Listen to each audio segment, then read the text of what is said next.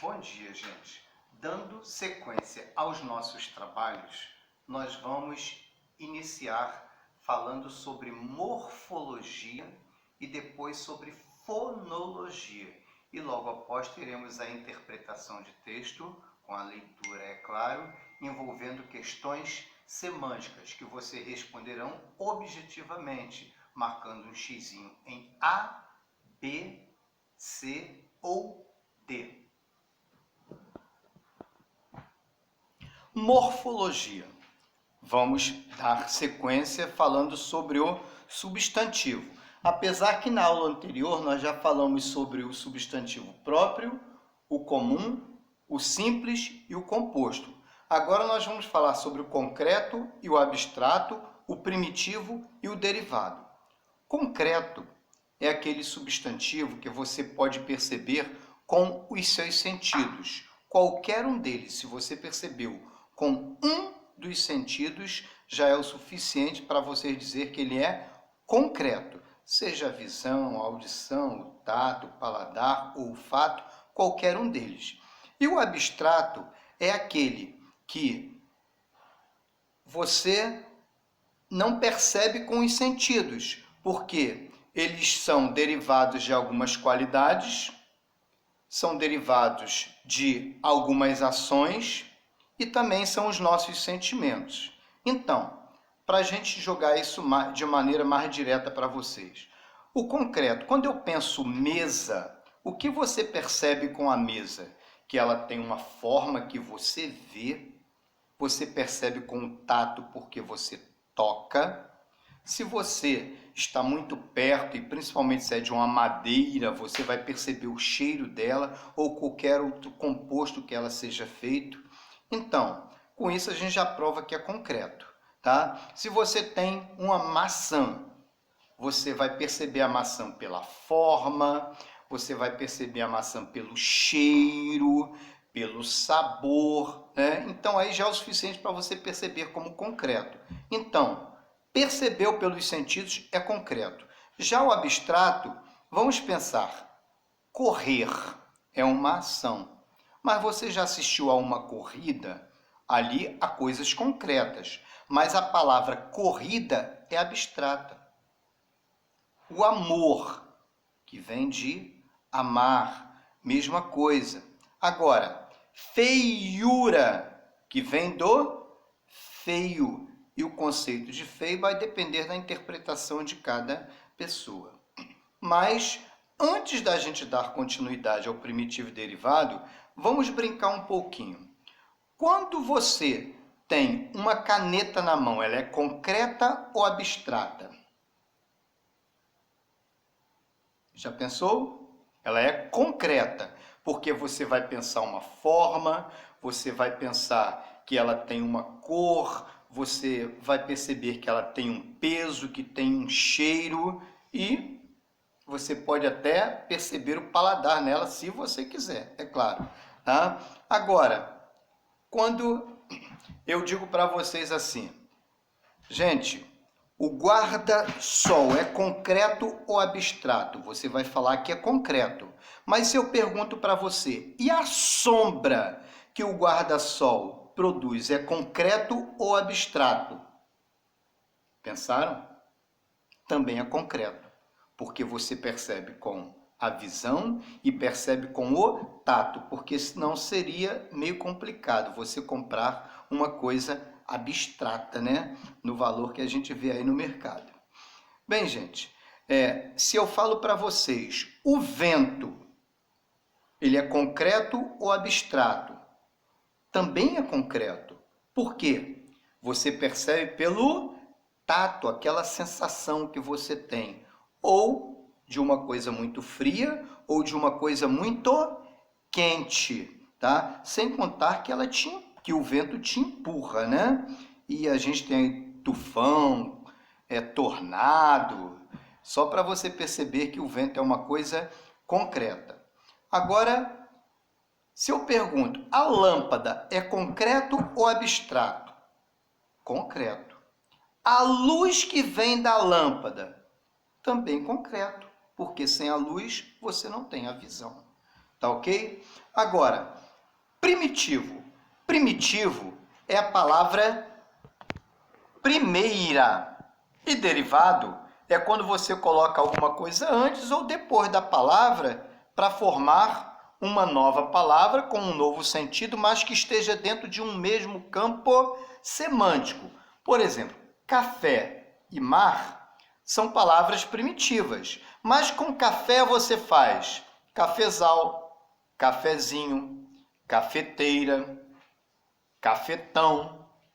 Com mar você faz marinha, marítimo, marizia, maré. Notem que está tudo dentro de um mesmo campo semântico. Café com o seu campo semântico, mar com o seu campo semântico. Por que eu estou falando campo semântico, que é o campo do sentido?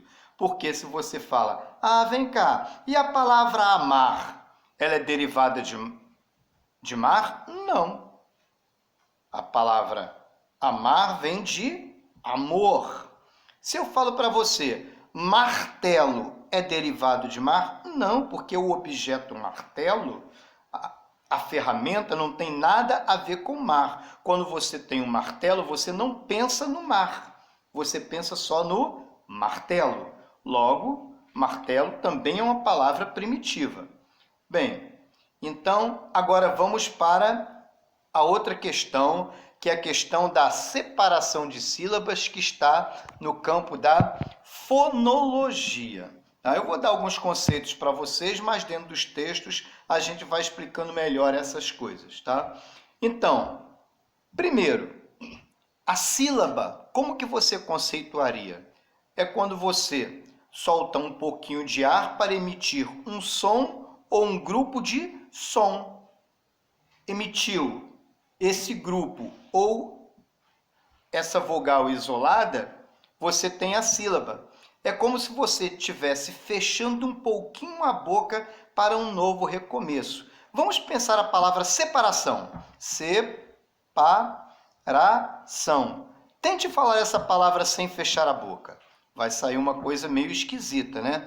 Sílabas. Pense a mesma coisa. Como que você vai pronunciar essa palavra sem você fechar, mesmo que sensivelmente, um pouco a boca? Não há como você fazer isso, tá? Agora, lembrando que cada sílaba só pode ter uma vogal. Aí você fala, professor, mas eu vejo mais de uma vogal dentro da sílaba. Não vê, não. Você vê vogal e semivogal, que é o ditongo.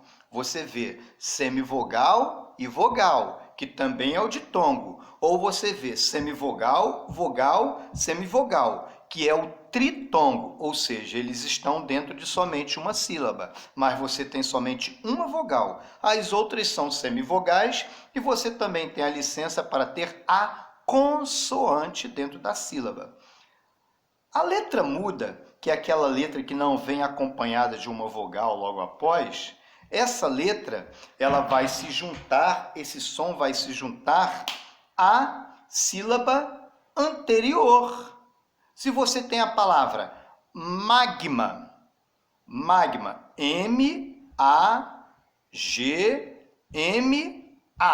esse G fica com a sílaba anterior, porque ela é uma letra muda. Tá? Devemos ter atenção também aos dígrafos. CH, LH, NH, ou seja, os dígrafos, que são duas letras com somente um som. Dígrafos são dois grafemas com somente um som. No caso, CH, LH, NH, toda vez que aparecer o H vai estar junto com a consoante anterior. Tá? Então, não se separa. Já o RR, SS, ou seja, letras repetidas, essas se separam.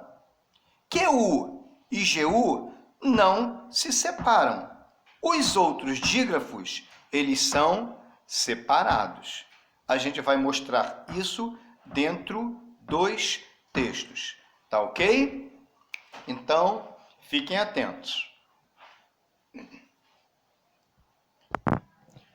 Jogo da verdade. Vocês percebam que logo nesse título do poema tem a palavra verdade. Verdade vem de verdadeiro, ou seja, verdade é um substantivo concreto ou abstrato? Abstrato. Tá ok? Jogo, mesma coisa. Vem de jogar. Sendo que um tem a ver com o adjetivo e o outro tem a ver com o verbo. Então, a verdade é um labirinto. Se digo a verdade inteira, se digo tudo o que penso, se digo com todas as letras, com todos os pingos nos is, seria um Deus nos acuda. Entraria um sudoeste pela janela da sala. Então eu digo, a verdade possível, e o resto guardo a 7 chaves no meu cofre de silêncios. Olha que interessante os substantivos aí nas classificações. Nós temos aí os pingos nos is. Is, aí é substantivo. Is é substantivo porque antes eu tenho o artigo os, junto com a preposição n, que faz nos. Eu tenho, logo após, Deus nos acuda, que tem a ver com a aula anterior, né? Que é o substantivo composto. E nós temos a palavra sudoeste, que também é uma palavra composta, só para vocês relembrarem, tá? Então, eu pergunto a vocês aqui, há outro substantivo dentro do texto? Há. Você tem um sudoeste, você tem a janela, você tem a sala, você tem novamente verdade, você tem o resto, você tem chaves, você tem cofres e você tem silêncios. Então seria interessante vocês pensarem o que é concreto aí, o que é abstrato, o que é primitivo e o que é derivado, tá? Mas deem uma olhada agora para marcarem A, B, C ou D. No texto, a expressão guardo as 7 chaves, que é questão semântica, quer dizer, vocês vão marcar. Boa sorte nessa questão. Propaganda de alimentos deverá ser voltada para os pais.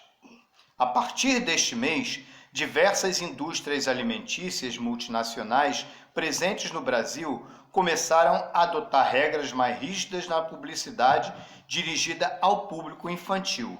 Entre as determinações, todas as propagandas e atividades de marketing para as crianças até 6 anos deverão ser dirigidas aos pais e para os maiores, as informações transmitidas enfatizarão o uso de dietas balanceadas e saudáveis. Bem, aí marquem A, B, C ou D. Em relação a de acordo com as novas regras impostas pela indústria alimentícia, então isso é corte e colagem. E antes de virar para outro texto, para outra questão, é uma pergunta que eu faço para vocês irem pensando, tá? Por qual motivo nós separamos as sílabas das palavras na escrita? Não estou dizendo somente na questão fonológica, não. Não é só na fala, não. Por que eu separo na escrita? Já que quando eu escrevo para alguém ler e eu devo manter as questões fonológicas da palavra para que ela não tenha um outro sentido. O que os gatos fazem por nós? Esquentam o nosso colo e nos dão alguém para falar. Ajudam a baixar a pressão. Criam um elo entre você e as outras pessoas que têm gatos. Transformam objetos comuns em brinquedos. Nos fazem mais atentas aos pássaros. Funcionam como alarme. Exibem acrobacias para você. Contribuem para tornar sua vida mais longa. Enfeitam o peitoril da janela. Mantêm os ratos longe. Nos fazem sorrir. Novamente, é para a gente fazer questão semântica. A expressão ajudam a baixar a pressão tem o sentido de A, B, C ou D. Bem, estamos agora na questão seguinte. Caxias fecha cerco contra gatos em praças públicas. Olha a questão da semântica. A primeira coisa que vem à cabeça é, caramba, coitadinhos dos gatos, né? Questão ecológica, mas vamos ver se tem a ver com ecologia mesmo, porque a palavra gatos está entre aspas, para dizer que o sentido aí está mais para o conotativo que para o denotativo, né? Casos de furto de energia foram detectados pela equipe de fiscalização da Secretaria Municipal de Transportes e Serviços Públicos de Duque de Caxias, que notificou 4 quiosques da Praça Mário Melgaço, no bairro de Santa Lúcia, na manhã desta quinta-feira, 21 de outubro. As consequências desses gatos são o aumento da taxa de iluminação pública e o prejuízo com lâmpadas queimadas. Para dar fim a essas ocorrências, estão sendo realizadas fiscalizações periódicas nos 4 distritos do município. Agentes da secretaria constataram o roubo de energia através de ligações elétricas subterrâneas clandestinas. Com o aumento da carga, uma lâmpada teve que ser reparada. A empresa distribuidora de energia Ampla, Energia e Serviços Sociedade Anônima, será informada por meio de ofício sobre a ocorrência. Os proprietários dos 4 quiosques notificados da praça foram intimados a prestar esclarecimentos, segundo Francisco Alves, subsecretário municipal de Transportes e Serviços Públicos. A fiscalização será intensificada. Bem, aqui nesse texto, além das opções de A, B, C ou D, eu gostaria que vocês procurassem palavras que são derivadas e palavras primitivas. Exemplo, se eu tenho a palavra propriedade, eu tenho a palavra proprietários, eu tenho a palavra próprio. Eu quero saber se a palavra proprietários é primitiva ou derivada, tá? Então vocês vão procurar essas palavras primitivas ou derivadas aqui dentro desse texto também, por favor, tá? Dando sequência ao trabalho.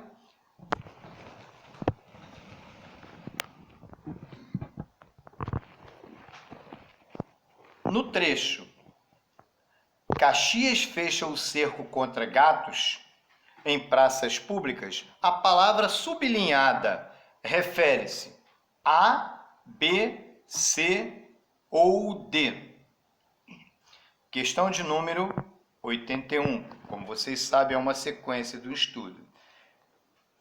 17 e 18 de julho, sábado e domingo, A Bela e a Fera, infantil.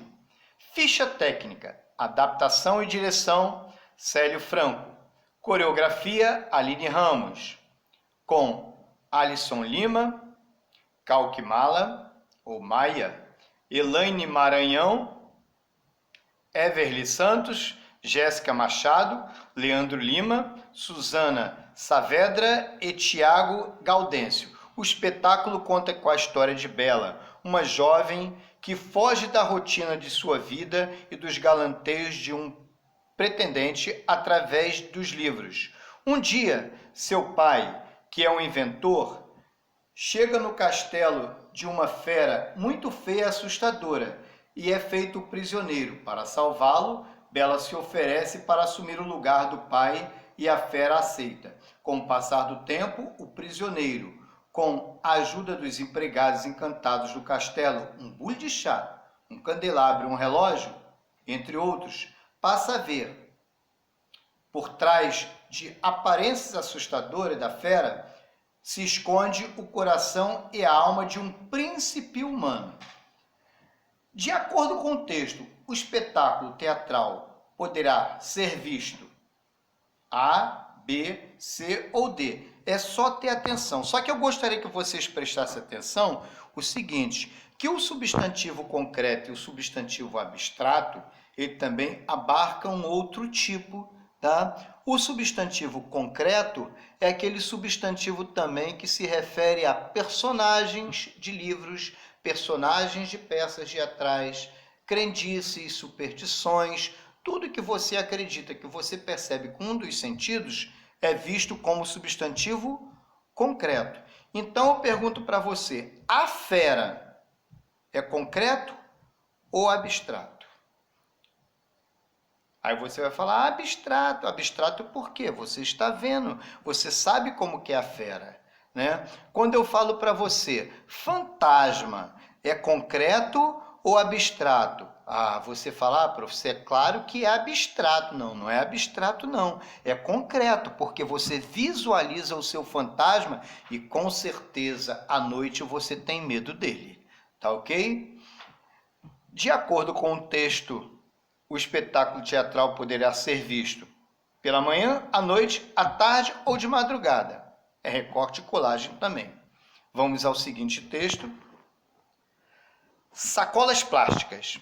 As sacolas plásticas passaram de um símbolo de modernidade para um símbolo de poluição do meio ambiente. No final do ano passado, reuniram-se representantes de supermercados da indústria de plásticos do governo e de organizações ambientais para discutir o tema sacolas plásticas.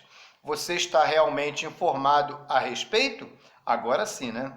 Foram discutidas alternativas sustentáveis e rentáveis para cerca de 18 milhões de sacolas plásticas que circulam no país a cada ano, sendo a sacola plástica derivada de petróleo, substância não renovável. A sua degradação pode levar até 400 anos. Seu uso tem grande impacto ambiental no Brasil.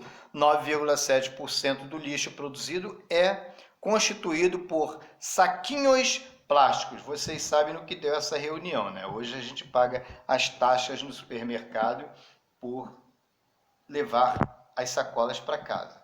As sacolas plásticas passaram de um símbolo de modernidade para um símbolo de poluição do meio ambiente. A expressão que melhor substitui a palavra em destaque, que é a palavra poluição, sem alterar o sentido do texto, é A, B ou ABC ou D.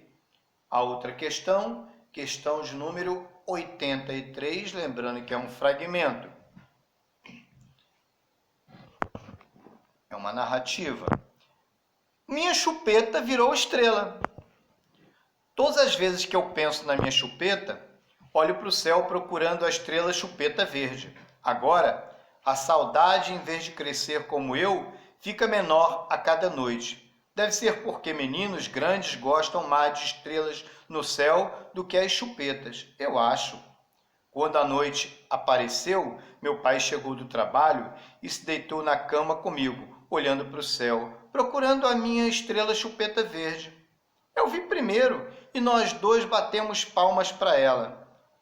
Aí eu só me lembro de adormecer com aquele brilho de estrela no meu olho e a sensação do abraço enorme do meu pai.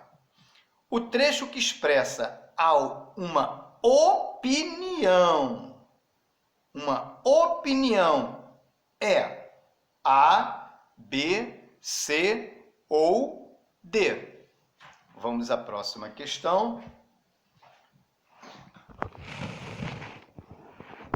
Ruas de São Paulo lembram centenário do nascimento de Adoniran Barbosa.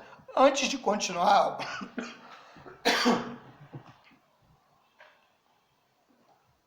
antes de continuarmos, eu gostaria que vocês tentassem já pensar para responder por que a gente separa as sílabas.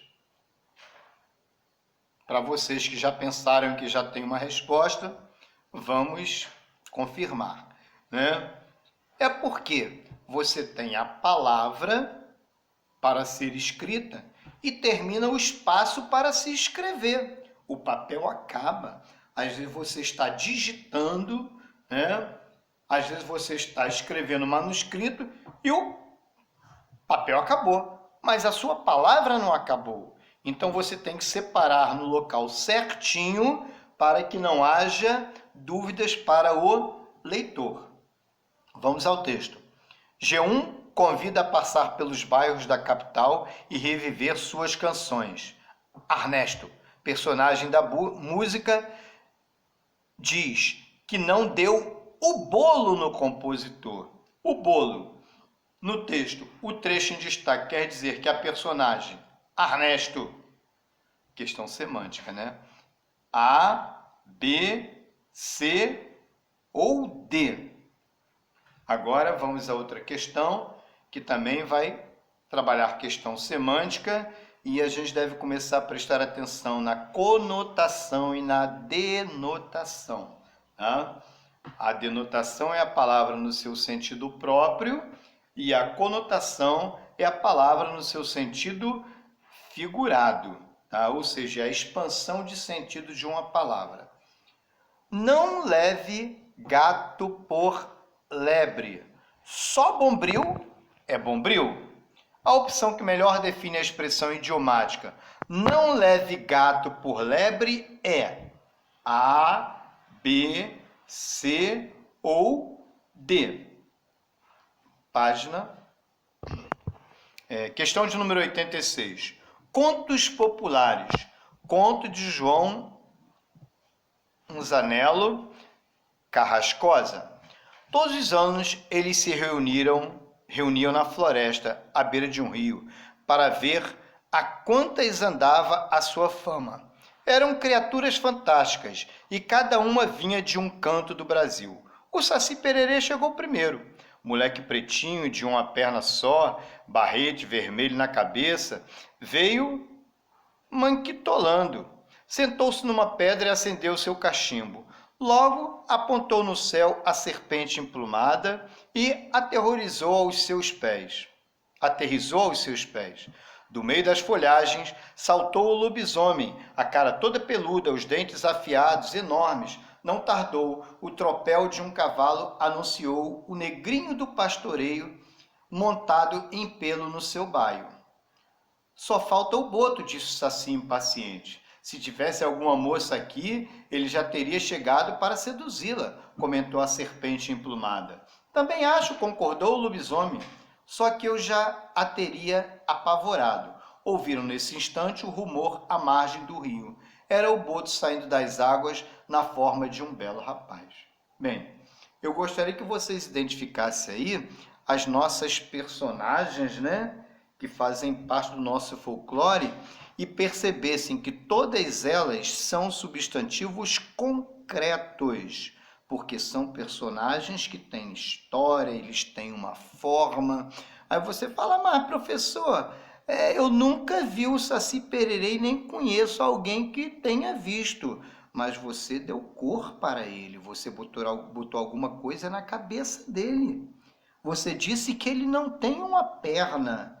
Você sabe que ele dá assovios, que tem um cachimbinho. Então, como você vai dizer que uma coisa que você percebeu, mesmo na sua imaginação, com a sua visão, é uma coisa abstrata? Não há porquê. Tá ok? Então, pensem por esse lado. Vamos à próxima questão. Não, ainda a mesma questão, né? Que vocês vão ter que marcar. O trecho do texto que indica uma opinião é opinião, tá? A, B, C ou D. E agora vamos à última questão. Afogado do Divino é um fragmento. Foi assim em seu retiro íntimo e pessoal que concedeu a receita do afogado. Há 18 anos, ele nunca havia cozinhado aquelas toneladas de carne enquanto o festeiro enlouquecia e os voluntários se desesperançavam. Seu dorvo recolhia no quartinho dos fundos do refeitório. Havia uma bandeira do divino lá. Trancou-se por dentro e sozinho orou. Tomado pela emoção da experiência espiritual, deixou o abrigo com a cabeça feita. Sabia intuído pelo divino a medida de todos os ingredientes. Para preparar o afogado, primeiro é preciso escolher um bom gado. O ideal é que os bois pertençam à mesma boiada. Assim, a carne tem o mesmo padrão de corte, aproveitamento e cozimento. Também facilita o tempero. Durvalino exige que as peças sejam cortadas do mesmo tamanho e na mesma direção, seguindo o mais trabalhoso é lavá-la bem, desculpe. As porções devem passar por pelo menos 5 banhos de água fria. Não pode usar água quente, senão o sangue represa e estraga o sabor. Se está branca, parecendo carne de porco, está pronta para ser cozida. O boi todo é aproveitado. O afogado é a carne servida com osso, exceto as patas. Com a carne acomodada na panela e submersa na água, acrescenta-se o tempero. Sobre ela são despejados sal, cebola, salsinha, caldo quinó, creme de cebola e as batatas, além de outras especiarias para as quais seu dorvo faz segredo. Quando a carne começa a desprender do osso, está no ponto de ser servida. Acompanha o afogado, o arroz, o macarrão, o tipo Padre Nosso e a farinha de mandioca. Na hora de servir, o macarrão forra o prato e, em seguida, vem o arroz, a carne e a farofa. No trecho, o afogado é a carne servida com osso, exceto as patas. A palavra destacada pode ser substituída por, sem prejuízo do sentido do texto, por A, B, C ou D. A palavra em evidência é exceto. Perceberam que eu falei exceto? Eu não pronunciei o X, porque XC é dígrafo. E no dígrafo, uma das letras não é pronunciada. Tá ok? Então, E é X, separei as sílabas, CE, separei as sílabas, TO. Tudo bem? Bem, eu gostaria que vocês nesse texto procurassem, nesse texto afogado do divino, procurassem palavras primitivas, palavras derivadas, palavras concretas, palavras abstratas e pegassem as palavras do primeiro período, do primeiro parágrafo e as separassem por sílabas. Por exemplo, a palavra foi. Quantas sílabas vocês têm? Somente uma. Assim. Quantas sílabas? 2. A S separa S e M. Lembrando que SS é dígrafo. Em. Só temos uma sílaba, porque temos somente uma vogal. Seu. Mesma coisa. Somente uma sílaba, porque o E é vogal e o U é semivogal. Deem continuidade, por favor. Só para acrescentar os conhecimentos, a palavra que tem somente uma sílaba é classificada como monossílaba. A palavra que tem 2, dissílaba. A palavra que tem 3, trissílaba. A que tem 4 ou mais sílabas, chamada de, classificada como polissílaba. Vocês vão ver que no livro essas palavras são pronunciadas no masculino, monossílabo, dissílabo, trissílabo e polissílabo, porque os autores pensam como vocábulo, tá ok? De uma maneira prática, a diferença de palavra para vocábulo é porque a palavra ela está contextualizada e o vocábulo é quando a palavra não está contextualizada, tá ok?